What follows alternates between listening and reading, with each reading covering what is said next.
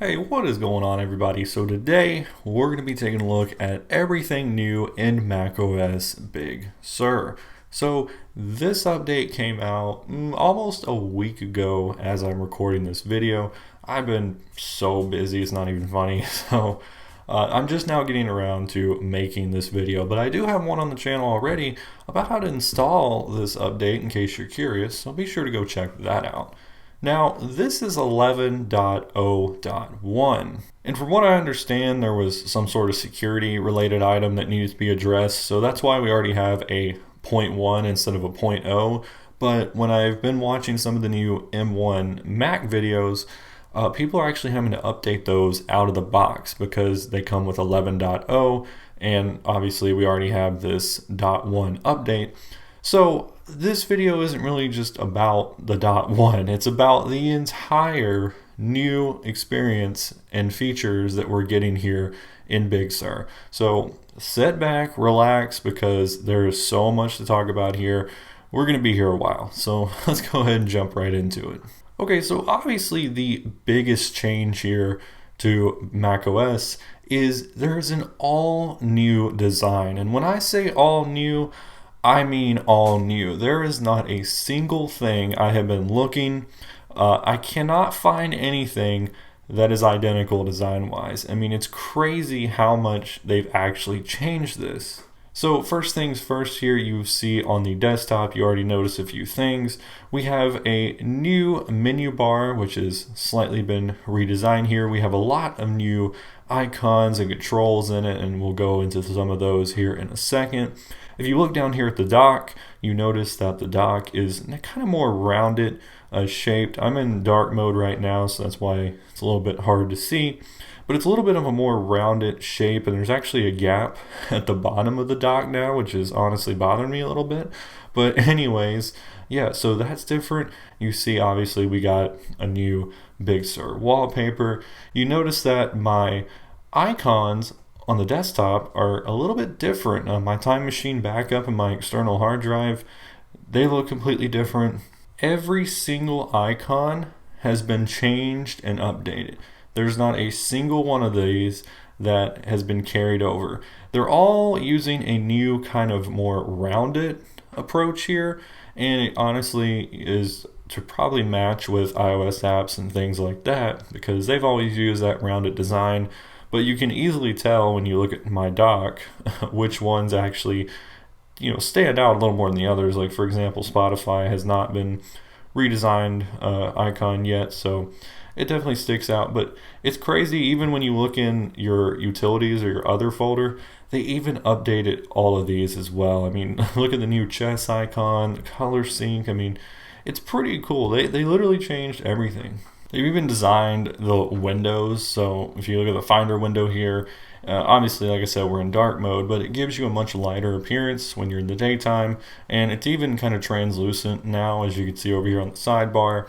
And also the corners are now more rounded to match the whole design theme. Even your folder icons, of course, are new. I mean, everything is new design-wise here. There's new share sheets, so those have been different. Sidebars and apps, so we're kind of going more like the iPad look. So if you look at something like the Stocks app, you notice the sidebars are redesigned, all translucent.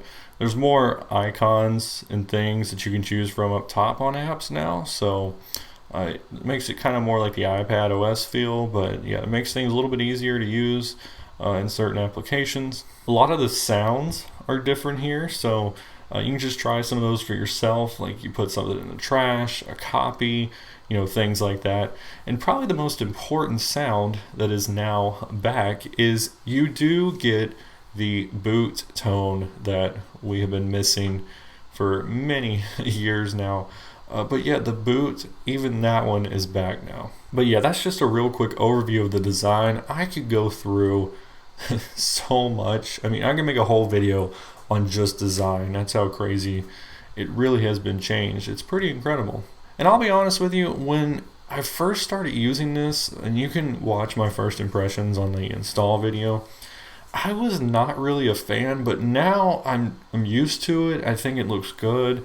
I'm definitely feeling better about it now than I did when I first started using it. But let me know in the comments, what do you think about the all-new design here in macOS Big Sur? What do you think Apple's future plans are? Next thing here, which I am super excited about because it makes life so much easier, is we now have a control center on the Mac. So if you've used your iPad, your iPhone, you know the control center is a helpful way to access system functions that you always need to access, like your Wi-Fi network, your Bluetooth, things like that. So the control center lives up here in your menu bar now, and it's right here. It's actually two little toggles for the icon, which is kind of neat. But you click on it, and up pops the control center. So by default here, you have your Wi-Fi network, your Bluetooth, your AirDrop setting.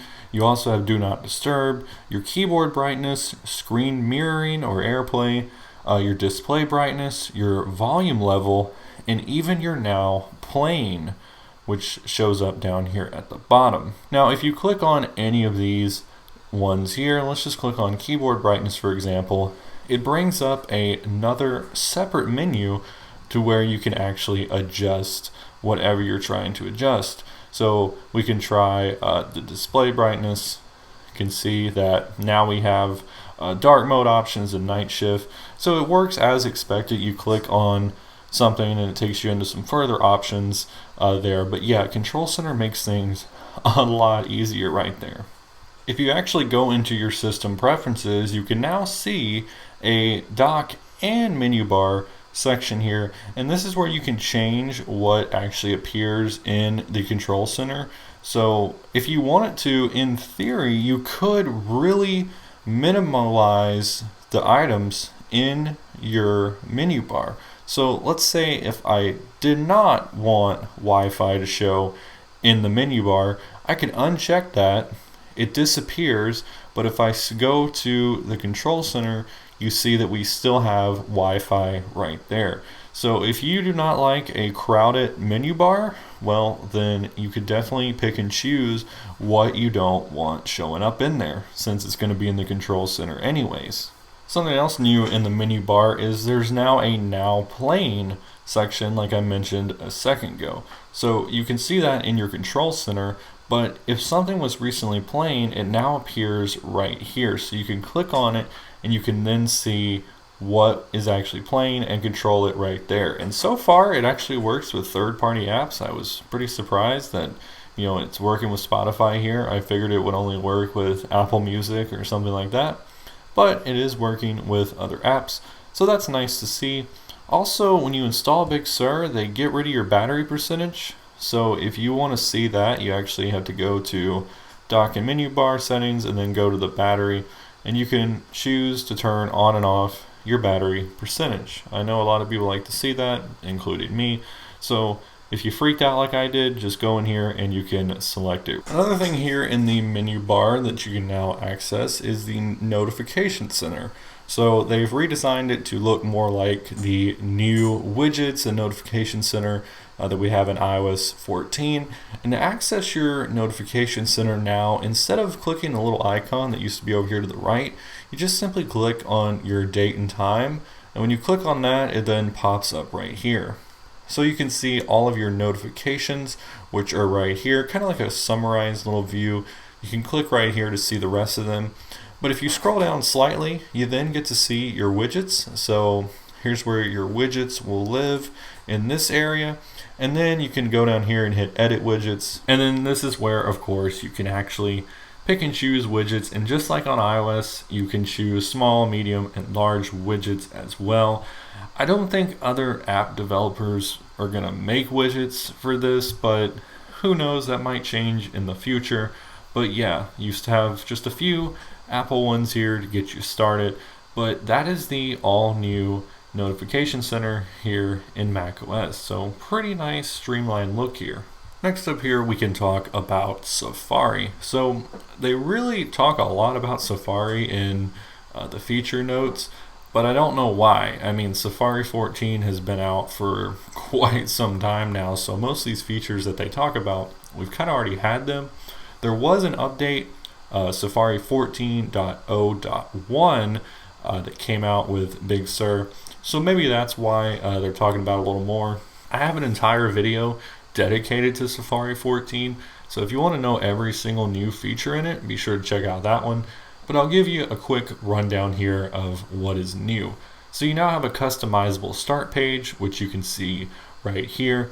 So if you click down here on the bottom right corner, you can pick and choose which things you would like to show up here on your start page, and you can even choose a custom background now right here. So if I want to pick this one, change it just like that. You now have favicons in your tabs. So if we go to google.com, for example, and I open a new tab, you can see that we now have the Google logo right here. And this is on by default now. It can still be turned off, but for me, I really like it because it gives me an easy way to identify what tab is which. And you now have the favicons that appear in your tabs. You also have tab previews. So if you hover over the tab, you can see what the current window actually looks like behind that tab. So if we go in here and we decide to go to Google image search, then we go back over here, we can look in there and you can see that it actually changed. So that's pretty cool. You can also see more tabs at once. So if I kept adding tabs in here, it's basically changed the way that they look here. So if you had a lot of tabs open, you would actually be able to see majority of them unless you had like hundreds of tabs open. They say this every time, but of course we have improved power efficiency and performance here in Safari, and they claim that it is faster and more efficient than Chrome and Firefox. There's now a new translation feature, so you can translate websites if it is a different language. You now have Safari extensions on the App Store, and it looks a whole lot better and a lot more legit too. There are new APIs for developers to make different web extensions and even allow developers to bring Chrome extensions straight into Safari, which is pretty cool. There's also a new privacy report feature, so if we go back to Google, obviously Google is going to track you. So if you click right up here on this little shield on whatever website you're on, you can then see what trackers are tracking you on each website. And since I'm in private browsing, it's not going to save anything, but you can see your privacy report right here. So you can actually see what trackers have tracked you during your browsing habits. And Safari does block them. This is something that I've been wanting forever. I don't know why they never did it, but you always sit there and wondered, is cross-site tracking even working? Because I don't know what it's blocking. Well, now you do. And the final thing here in Safari is if you save your passwords with Apple Keychain or your iCloud passwords, whatever, it will now monitor them for you. So if it detects that one of your passwords have been compromised or they appear in a data breach, it will actually let you know that now. So yeah, Safari is becoming quite a bit more competitive with the other two big browsers out there right now. They have redone the Messages app, but I'm not going to go into that because, well, I don't want you to see my messages, but it's pretty much everything that they've already done in iOS 14. So you can now pin conversations, you can search much better, you can have group photos, you can mention people, inline replies, different effects, all that good stuff is now available here on the Mac. Also the same thing with the Maps application. They've added in all the stuff they added in iOS 14. So different guides you can choose from. You can create your own guides. There's now cycling routes and electric vehicle charging routes. You can see better maps of indoor locations, congestion zones, any license plate restrictions, and you can actually share your live update or for your estimated time of arrival. So pretty nice there. Also, another thing that they were doing was the new privacy things on the App Store. So you can basically see now what apps are going to request things and tracking you. It basically gives you a full report like, hey, this app's going to need to do this, this, this, and a little bit of this. Well, you can now actually see that before you decide to buy the app, to know what you're getting yourself into. With all your future software updates in Big Sur, they're actually going to happen much faster. So they'll begin in the background just about as soon as when they're available, and they'll complete even faster than they did in Catalina. Also, something interesting now is a signed system volume. So this is going to basically use cryptography to sign your system volume, which protects you from malicious tampering. And this also helps you to allow the software updates to go much faster. If you have AirPods and you wanted to do automatic device switching, well, that's now going to work with your Mac. You can also now do Apple Arcade on your Mac as well. They have actually changed the battery health management to now optimize battery charging, which makes sense because, well, that is what it is on all of the iOS devices. But you can now toggle that on and off right here. So basically it learns your charging routines and it doesn't allow your computer to charge your battery past 80% until you need to use it. Also, your battery health is right here. And interesting, I don't remember this, okay? I think this is new, but you can now manage your battery longevity. So as your battery ages, peak capacity is reduced to extend the lifespan. I do not remember that being here, so that might be new as well. Also, you can see a graph of your battery and how it's been doing over the last 24 days and the last 10 days, of course. So you can see, your battery, if obviously I've been fully charged for a while now, but you'd be able to see when your battery was tapering off or different things like that, and you can then choose all your settings like you normally would right here. The Home app adds basically everything that was added in iOS 14, so you can see the home status, your face recognition for your cameras and doorbells, activity zones and adaptive lighting for your different smart bulbs. The Music app now has the Listen Now section as well as improved search functions. The Notes app has your top hits that will appear in your search.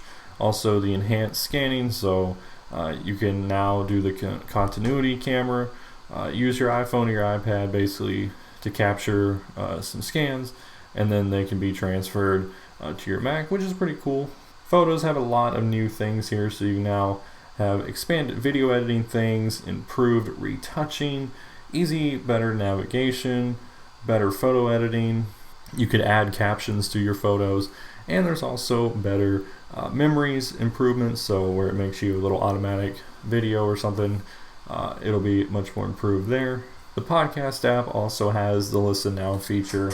The Reminders app has the assign reminders from mail suggestions, new shortcut keys you can use, better smart list, improved search. You can put emojis in your reminders now, so a lot of things there. Spotlight now has a much faster performance and better list of results, so much better, just like they improved it on the iPad. They claim Siri got smarter, but that claim is obviously disputed. I'm not sure I understand. Also, did you guys notice that? I think you could probably hear my fans, maybe on the computer. Has that always done that? If your fan is on and you do Siri, it turns your fan off? Listen. That's pretty crazy. I did not know that. Watch this. I don't know how to respond to that.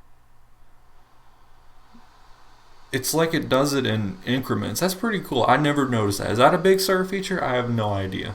Anyways, your voice memos, you now got folders, favorites, smart folders, and better recording. Your weather, you now get to see your next hour precipitation just like you do on iOS 14. But guys, that's pretty much it in the actual feature notes. Now, I'll tell you just a couple of things I've noticed using Big Sur. First off, something really cool. Your Wi-Fi icon is actually now real time. So this will indicate your Wi-Fi signal strength. Why is it taking so long to do this? Trust me, it works. I'm not in an area where my Wi-Fi is not strong enough, but I was the other day and it showed only half strength, and I was pretty shocked that it actually did that. So that is super cool. Real-time Wi-Fi indicator. Also, of course, your wallpapers, well, they always get updated. They have to, right? So you can now see your wallpapers right here. There are a bunch of new dynamic wallpapers, so these are the ones that change based on the time of day. So you have Big Sur, which looks like that. We now still have Catalina, of course. We have these really cool, kind of like drawing ones that I really love these. This one right here is actually the one on my iPhone right now. It looks super cool. So it's nice that that's a dynamic wallpaper. You have this one, which is called the lake. You got this one, the desert, and then you got the beach. So yeah, these are dynamic ones. You can now choose if you want one of those.